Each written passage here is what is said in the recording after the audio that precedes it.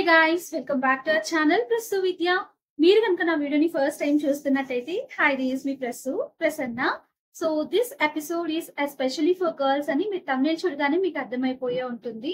Body hair, unwanted hair, strawberry legs, ingrown hair, ఇలా girls అన్ని వినే ఉంటారు. వీటన్నిటి గురించి ఈ వీడియోలో మీతో డిస్కస్ చేయబోతున్నాను. సో నేను ఎలాంటి ప్రికాషన్స్ తీసుకుంటాను, పోస్ట్ కేర్ ఏంటి, ప్రీ కేర్ ఏంటి, కరెక్ట్ వేలో ఎలా చేసుకోవాలి, ఇవన్నీ నేను ఈ వీడియోలో ఎక్స్ప్లెయిన్ చేస్తాను. సో వీడియోని చూడడం కంటిన్యూ చేసే ముందు ఇంకా ఎవరైనా మన ఛానల్ ని సబ్స్క్రైబ్ చేసుకోకుండా చూస్తున్నట్లయితే please make sure to subscribe our channel. And already subscribe చేసుకొని చూస్తున్న వాళ్ళందరికీ thank you so much for your love and support. So let's get into the video. నేను బాడీ షేవింగ్ స్టార్ట్ చేసి almost 4 years అయింది. నా B Tech final year final stage లో అనుకుంటాను first time body shaving try చేశాను.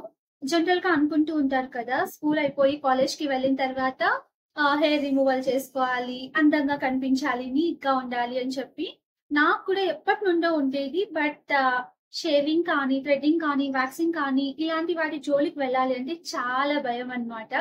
ఎక్కడ cut అవుతుందో అని చెప్పి రేజర్ తో భయం, వ్యాక్సింగ్ అండ్ థ్రెడ్డింగ్ పెయిన్ఫుల్ గా ఉంటుంది అని భయం. సో వాటి జోలికి ఎప్పుడూ నేను వెళ్ళలేదు. ఫైనల్ ఇయర్ లో మా ఫ్రెండ్ మ్యారేజ్ జరిగిందనమాట. అప్పుడు ఇంకా ఓకే ఫస్ట్ టైం ట్రై చేద్దాము అని చెప్పేసి అది కూడా ఇంకొక ఫ్రెండ్ హెల్ప్ తో స్టార్ట్ చేశాను. సో చాలా ఈజీ అనిపించింది అనమాట. ఇంకా అప్పటి నుండి రెగ్యులర్ గా బాడీ షేవింగ్ స్టార్ట్ చేశాను. నేను ఇలా రేజర్ తో ఈజీగా చేసుకోవచ్చు అని తెలియక కాలేజ్ డేస్ లో మొత్తం భయపడుతూ ఉండేదాన్ని అని చెప్పాను కదా. మమ్మీ కూడా పెద్దగా ఇంట్రెస్ట్ చూపించేది కాదు అండ్ ఎంకరేజ్ చేసేది కాదనమాట. ఇలాంటివన్నీ న్యాచురల్ గానే ఉంటే బాగుంటుంది అని చెప్తూ ఉండేది. అందుకే ఇంకా నేను కూడా లైట్ తీసుకున్నాను. ఒక్కసారి ట్రై చేసిన తర్వాత ముందు నుండి ఫాలో అయింటే బాగుండేది అనిపించి రియలైజ్ అయ్యాను అనమాట. సో అప్పటి నుండి ఇంకా షేవింగ్ కంటిన్యూ చేస్తూ ఉన్నాను. సో హెయిర్ రిమూవల్ విషయానికి వచ్చేస్తే మనకి 3 ways ఉంటాయన్నమాట. ఒకటి threading and waxing and the final one shaving. Threading and waxing ఏంటంటే time taking process and painful అన్నమాట. చాలా పెయిన్ఫుల్ గా ఉంటుంది. ఎప్పుడు ట్రై చేయలేదు కదా, మరి నీకెలా తెలుసు పెయిన్ఫుల్ అని చెప్పి అనుకుంటున్నారు కదా. సో మమ్మీ బ్యూటీషియన్ అన్నమాట. మమ్మీ థ్రెడ్డింగ్ అవన్నీ నేర్చుకునేటప్పుడు నేను కూడా ఒక్కొక్కసారి ట్రై చేసేదాన్ని. థ్రెడ్డింగ్ నాకు కూడా చేసుకోవడం వచ్చు. సో నేర్చుకునేటప్పుడు నా లెగ్స్ కి నేనే థ్రెడ్డింగ్ చేసుకునేదాన్ని. అలా తెలిసింది నాకు పెయిన్ఫుల్ గా ఉంటుంది అని చెప్పేసి. ఇంకా వ్యాక్సింగ్ విషయానికి వస్తే వీట్ స్ట్రిప్స్ ఉంటాయి కదా, వాటితో ట్రై చేశాను. అది కూడా చాలా అంటే చాలా పెయిన్ఫుల్ గా ఉంటుంది. ఉన్నట్టుండి ఒక్కసారిగా లాగేయాల్సి ఉంటుంది కాబట్టి ఇంకా పెయిన్ అస్సలు లేకుండా ఉండేది వచ్చేసి రేజర్ తో అన్నమాట.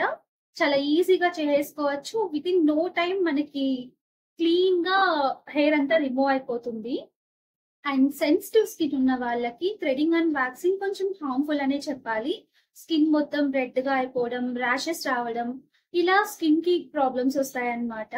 అదే షేవింగ్ అనుకోండి, సెన్సిటివ్ స్కిన్ వాళ్ళకి ఇది బెస్ట్ అని చెప్పొచ్చు. థ్రెడింగ్ చేయించుకోవడం అండ్ వ్యాక్సింగ్ చేయించుకోవడం పెయిన్ఫుల్లే కానీ హెయిర్ గ్రోత్ అనేది స్లోగా ఉంటుంది అనమాట. ఒక 15 days తర్వాత మనకి హెయిర్ గ్రో అవ్వడం స్టార్ట్ అవుతుంది. ఎందుకు అంటే మనం హెయిర్ ని జస్ట్ కట్ చేయట్లేదు, లోపల నుండి రూట్ నుండి ప్లక్ చేస్తున్నాం కాబట్టి.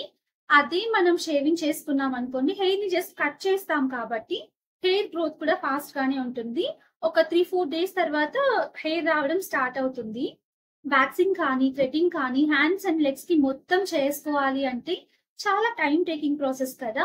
సో సడన్ గా ఏమైనా ప్లాన్స్ ఉన్నప్పుడు అప్పటికప్పుడు మనం చేసుకోలేం. ఎప్పుడు కావాలనిపిస్తే అప్పుడు చేసుకోవడానికి వీలు లేదు కాబట్టి మనకి షేవింగ్ చేసుకోవడమే బెస్ట్ ఆప్షన్ అని చెప్తాను.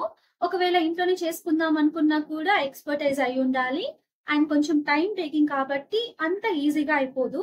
ఫర్ ఎగ్జాంపుల్ మనకి ఏవైనా సడన్ ప్లాన్స్ ఉన్నాయి, సడన్ అకేషన్స్ ఉన్నాయి, హెయిర్ రిమూవ్ చేసుకోవాలి అంటే అప్పటికప్పుడు మనం పార్లర్స్ కి వెళ్ళి అపాయింట్మెంట్ తీసుకొని అదంతా టైం టేకింగ్ ప్రాసెస్ అండ్ ఒక్కొక్కసారి మనకి అపాయింట్మెంట్స్ కూడా దొరకకపోవచ్చు.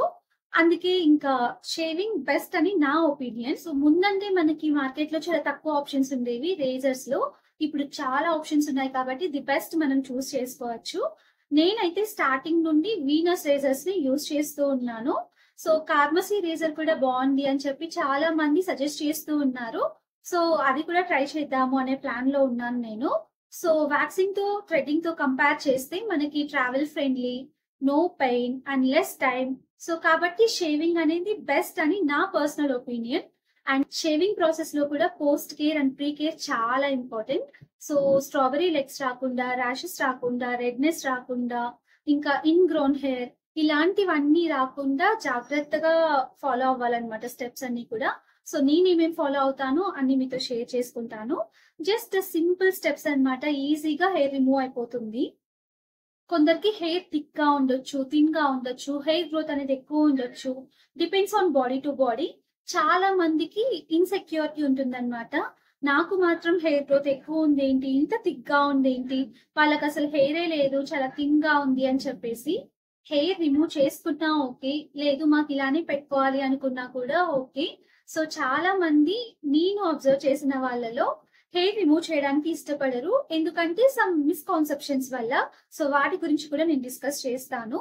సో హెయిర్ రిమూవ్ చేసుకోవాలి లేదా చేసుకోకూడదు అనేది పర్సనల్ ఒపీనియన్ అన్నమాట, పర్సనల్ చాయిస్ అని నేను చెప్తాను. సో హెయిర్ రిమూవల్ చేసుకోవాలి అనుకున్నా ఓకే, లేదు హెయిర్ అలానే పెట్టుకుంటేనే మాకు బ్యూటీ అనుకున్నా కూడా ఓకే అన్నమాట. We should love our selves. So we should start our shaving process with body wash. First body wash చేసుకున్న తర్వాతే మనం నెక్స్ట్ స్టెప్ కి వెళ్లాల్సి ఉంటుంది.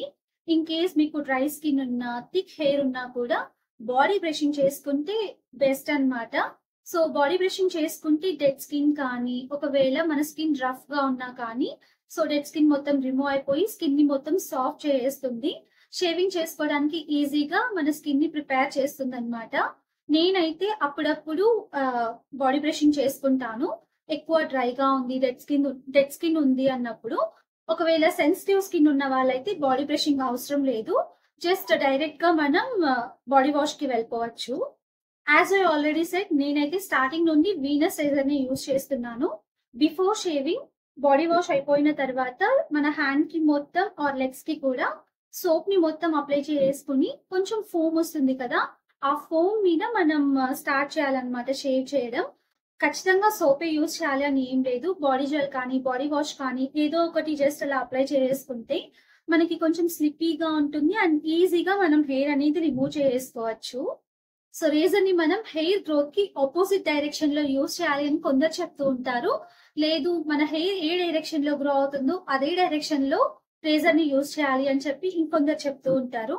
నేనైతే స్టార్టింగ్ నుండి ఆపోజిట్ డైరెక్షన్ లోని రేజర్ ని యూజ్ చేయడం స్టార్ట్ చేశాను. ఇప్పటికీ అదే ఫాలో అవుతున్నాను. ఒకవేళ మీకు స్ట్రాబెరీ లెగ్స్ ఉన్నాయి అనుకోండి, హెయిర్ ఏ డైరెక్షన్ లో గ్రో అవుతుందో ఆ డైరెక్షన్ లోనే మనం హెయిర్ రిమూవల్ చేసుకుంటే స్ట్రాబెరీ లెగ్స్ అనేది కొంచెం కంట్రోల్ అవుతుంది. రేజర్ ని మనం ఎలా హ్యాండిల్ చేస్తున్నాము అనేది కూడా చాలా ఇంపార్టెంట్. ఎక్కువ ప్రెషర్ అప్లై చేయకుండా స్లాంట్ గా పెట్టి లైట్ ప్రెషర్ తో హెయిర్ రిమూవల్ అనేది చేసుకోవాలి. షేవింగ్ ని స్టార్ట్ చేసేటప్పుడు చిన్న చిన్న స్ట్రోక్స్ తో స్టార్ట్ చేసుకొని మొత్తం ఫినిష్ చేసుకోవాలి. సో షేవింగ్ మొత్తం కంప్లీట్ అయిపోయిన తర్వాత ఆ ప్లేట్స్ అన్ని కూడా జాగ్రత్తగా క్లీన్ చేసుకోవాలి. హెయిర్ అనేది స్టక్ అయిపోతూ ఉంటుంది కాబట్టి నీట్ గా హైజీన్ గా డిస్ఇన్ఫెక్ట్ చేసి ఆ తర్వాత మనం ఎత్తి పెట్టుకోవాల్సి ఉంటుంది. ఎందుకు అంటే ఒకే రేజర్ ని మనం 5 to 6 టైమ్స్ యూజ్ చేయొచ్చు. సో వీనస్ రేజర్ కి అయితే మనకి ప్రొటెక్షన్ క్యాప్ కూడా ఉంటుంది.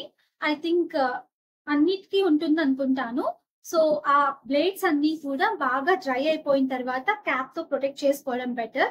ఎందుకు అంటే బ్యాక్టీరియా అలాంటివంతా కొంచెం క్లీన్ అయిపోయి హైజీనిక్ గా ఉంటుంది కాబట్టి. So after shaving post care అనేది చాలా ఇంపార్టెంట్. మొత్తం అంతా స్కిన్ డ్రైగా అవ్వక ముందే మాయిశ్చరైజర్ కానీ, బాడీ ఆయిల్ కానీ అప్లై చేసుకోవడం చాలా బెస్ట్. మాయిశ్చరైజర్ కంటే కూడా బాడీ ఆయిల్స్ అయితే ఇంకా కొంచెం బాగుంటుంది అని నా పర్సనల్ ఒపీనియన్. సో ఈ మాయిశ్చరైజర్ కానివ్వండి, బాడీ ఆయిల్ కానివ్వండి, మన స్కిన్ లో ఉన్న న్యాచురల్ ఆయిల్స్ ని రీస్టోర్ చేస్తుంది. సో దట్ మన స్కిన్ డ్రై అవ్వకుండా ఉంటుంది. మాయిశ్చరైజర్, బాడీ ఆయిల్స్ ఇవే కాకుండా మనం కోకోనట్ ఆయిల్ ని యూజ్ చేయొచ్చు అండ్ వాజ్లిన్ ని కూడా యూజ్ చేయొచ్చు. నెక్స్ట్ ది ఇంపార్టెంట్ టాపిక్ అన్నమాట. చాలా మందికి చాలా మిస్కాన్సెప్షన్స్ ఉంటాయి. అదేంటి అంటే షేవింగ్ చేసుకుంటే స్కిన్ అనేది డార్క్ అయిపోతుంది, డ్రై అయిపోతుంది, ఇంకా మన హెయిర్ థిక్ గా గ్రో అయిపోతుంది అని చాలా మంది చాలా మిస్కాన్సెప్షన్స్ తో షేవింగ్ అనేది స్టాప్ చేస్తూ ఉంటారు. నేను అబ్జర్వ్ చేసింది, నా పర్సనల్ ఒపీనియన్ ని మీతో షేర్ చేసుకోవాలి అనుకుంటున్నాను. సో షేవింగ్ చేసుకున్న తర్వాత స్కిన్ డార్క్ అయిపోతుందా అంటే నో అనే చెప్తాను. ఎందుకు అంటే మనం మెయింటైన్ చేసే దాన్ని బట్టి ఉంటుంది అనమాట. ప్రాపర్ గా ప్రీ కేర్ కానివ్వండి, పోస్ట్ కేర్ కానివ్వండి, ప్రాపర్ వేలో మనం టేక్ కేర్ చేసుకుంటే అలాంటిది ఏమీ ఉండదు. కొందరైతే డైలీ షేవ్ చేసే వాళ్ళు కూడా ఉంటారు. నేనైతే monthly once or twice shaving చేసుకుంటాను. బికాస్ హెయిర్ అనేది నార్మల్ ఎవరికైనా ఉంటుంది. సో, మన బాడీ మీద కొంచెం కూడా హెయిర్ లేకుండా మెయింటైన్ చేయాలి అంటే ఇంపాసిబుల్ అని నా పర్సనల్ ఒపీనియన్.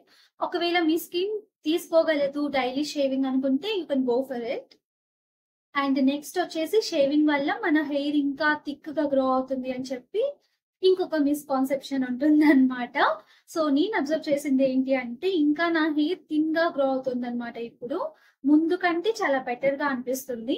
సో, దీనికి నేను చెప్పేది ఏంటి అంటే జస్ట్ మనం హెయిర్‌ని కట్ చేస్తున్నాము. లోపల నుండి ప్లక్ చేయట్లేదు కాబట్టి హెయిర్ థిక్‌గా ఎందుకు గ్రో అవుతుంది అనుకుంటారో నాకైతే అర్థం కాదు. సో, హెయిర్ థిక్‌గా గ్రో అవుతుంది అనేది కూడా నో అన్నమాట. అలా ఏం ఉండదు. And one more important point ఏంటి అంటే ఎవరి రేజర్స్ వాళ్ళు సెపరేట్‌గా పెట్టుకోవాలి. ఒకరి రేజర్ ఒకరు యూజ్ చేయకూడదు.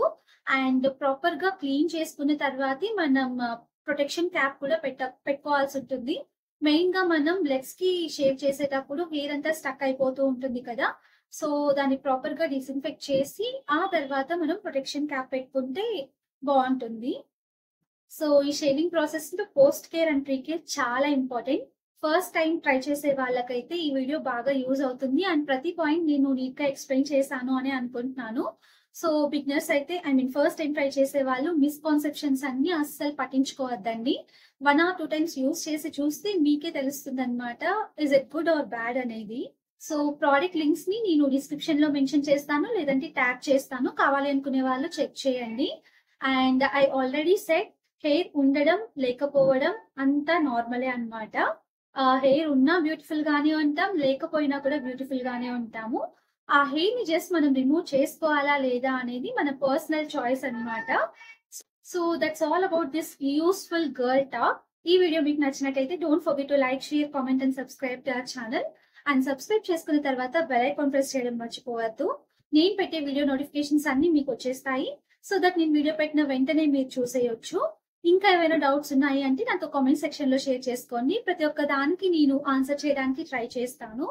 So, thank you for watching the whole video. Take care. Until my next video. By by.